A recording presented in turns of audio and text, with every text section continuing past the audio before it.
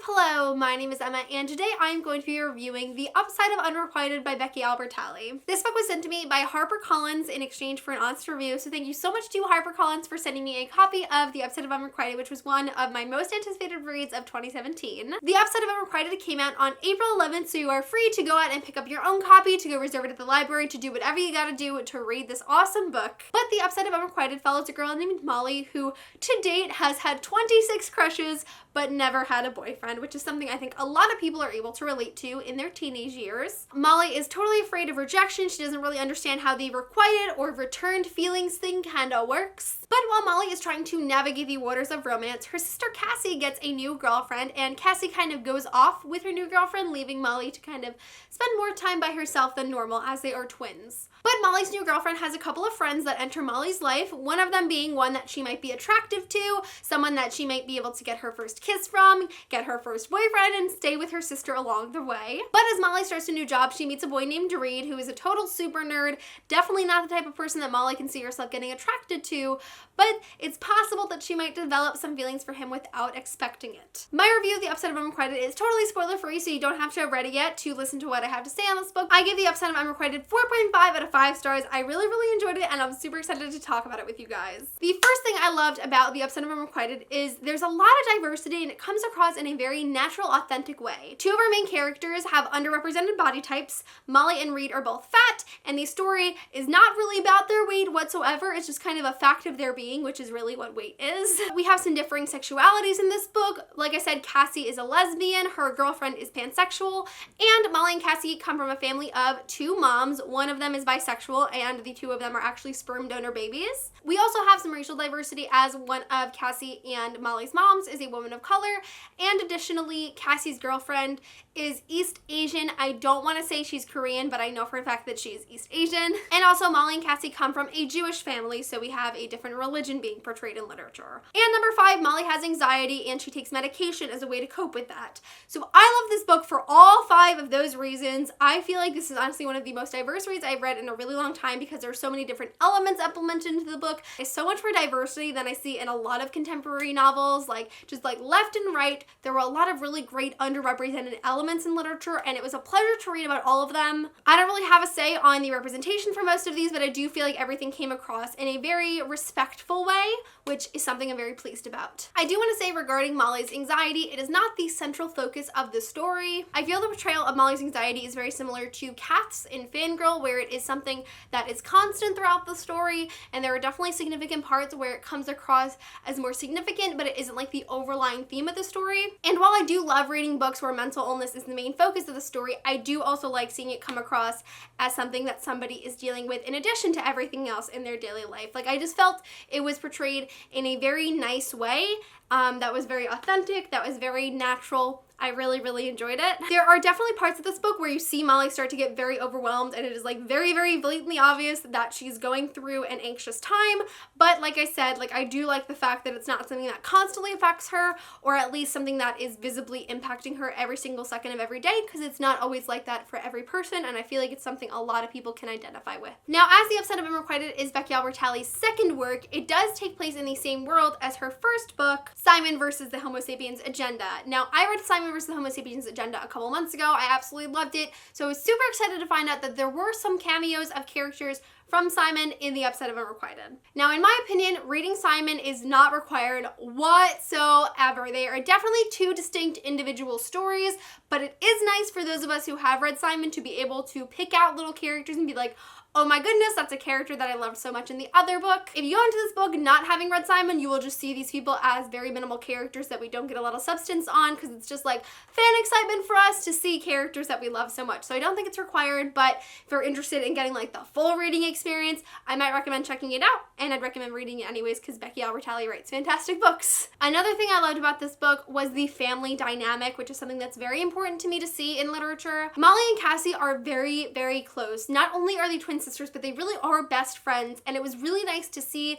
a positive sister relationship as opposed to siblings who were constantly fighting all the time. And I also like how Cassie and Molly do actually go through some conflict, because Cassie has a new girlfriend that she's spending a lot of time with. She's really involved with this girl, and Molly feels kind of left behind. And so it was nice to see like a realistic kind of conflict between the two of them that wasn't necessarily that they were at each other's throats. Like I said, we have a positive portrayal of two women being the heads of the family as opposed to a heteronormative relationship. I also noted while reading that Molly's grandmother does play a significant part in their lives, and her interaction with the family is very, very interesting. I'm not going to spoil anything, but the arrival of their grandmother does stir up some conflict at certain points for different reasons.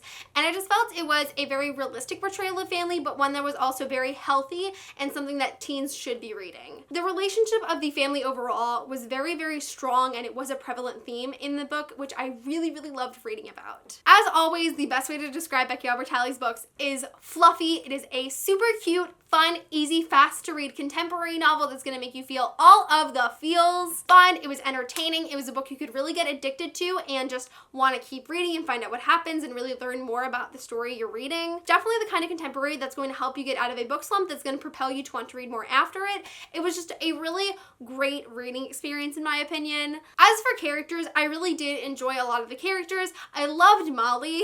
She's also very unique. She loves clothing. She always does these little alterations that make her more unique, and that's something I really treasured about her character. And like I said, with the family dynamic, she's very family oriented. She loves spending time with her family. Like her best friends are her sister and her cousin. Molly is just a very refreshing character that I feel a lot of people are going to be able to relate to. I also loved Reed. Reed is probably my favorite character out of the whole book. He's nerdy. He loves Lord of the Rings. He's dorky. He wears like the dorky high school dude shoes, and you know the shoes I'm talking about, the white leather ones. He wears those. He's a fat love interest. We need more love interests that aren't overwhelmingly hot and swoony. Like, we want some guys that are a little soft around the edges, a little round in the middle. It is important we showcase characters like this because these are people that exist. Reed is very quirky too, and he is confident in himself. Like, he eats Cadbury eggs all year long. He can eat the bottom of the cookie dough bowl. Like, I love Reed so much. I can't even get the words out properly. Reed is definitely the type of guy that I would want to be friends with. He's a very respectful individual. He's fun to be around. I just all around loved Reed. Now, obviously, as I'm talking a lot about Reed, I am Team Reed in this situation, but I did mention that there is a kind of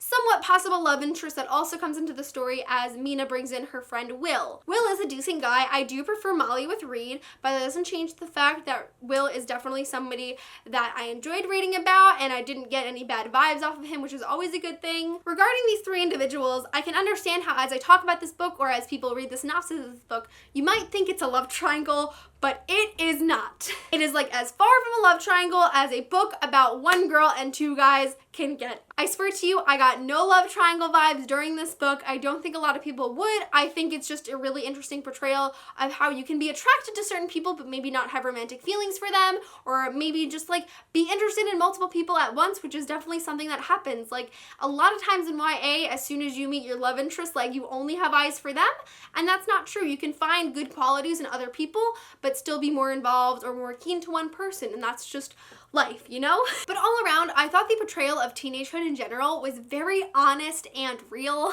If you're looking for a YA book that really depicts how teenagers act and behave, I would really recommend The Upside of Unrequited. This is a book where teens casually drink, they talk about sex, they lie to their parents, they are insecure for a variety of factors, whether that be body image or their romantic or sexual experiences, or even just about like their personal view of themselves or their family and friends' view of them. It really captured all of these elements of adolescence that we all go through, or that we've all at least experienced to some extent, that a lot of books don't do. It was just so nice for once to read a book about teens, for teens, that accurately displayed teens. I really, really enjoyed that aspect of it. It was definitely one of my favorite parts. But I do want to say the one reason I didn't give it a full 5 stars, because I don't see a lot of flaws in it, to be honest. Ultimately, it just wasn't a book that completely stuck with me. It's hard for me to explain, but this is a book where I read it, I really enjoyed my time reading it, I flew through it, I was invested in the story, but afterwards I was able to close the book and move forward and not be severely impacted by it. You know, it has nothing to do with the characters, which I love. It has nothing to do with the messages expressed, which I loved. It had nothing to do with the writing, which I loved, or the plot, which I loved. It ultimately just wasn't a book that like totally changed my life. Like, it was a book that I was able to enjoy in the moment, have fun with, be entertained, and really, really like what I was reading, and then move forward. And that's not a bad thing whatsoever. I think we need books like that in between the books we really love and in between the books that we don't really love. It was just nice to read a book and finish it with amusement and excitement and then move forward from it. Like, there's nothing bad about this book. I just wasn't severely emotionally attached to it, which again, in my opinion, is not a bad thing whatsoever. But that is really it for my review of The Upside of Unrequited by Becky Albertalli. Like I said, I really enjoyed this book. I would highly recommend it for a variety of reasons, whether it was you were looking for a more diverse read, whether you were looking for a cute, fluffy, fast contemporary, something to get you out of a reading slump, or just a book that is like not too immense, that's gonna like totally overtake your brain like some other books do. Like, it was a book that was kind of like just an escape. It was just something to read and spend my time doing and enjoy, and I really liked that about it. So of course, if you read The Upside of Unrequited, let me know in the comments below what you thought of it, or if you're interested in picking it up, I would love to know. But that is it for this video. Thank you guys so much for watching, and I will see you soon for a new video. Bye!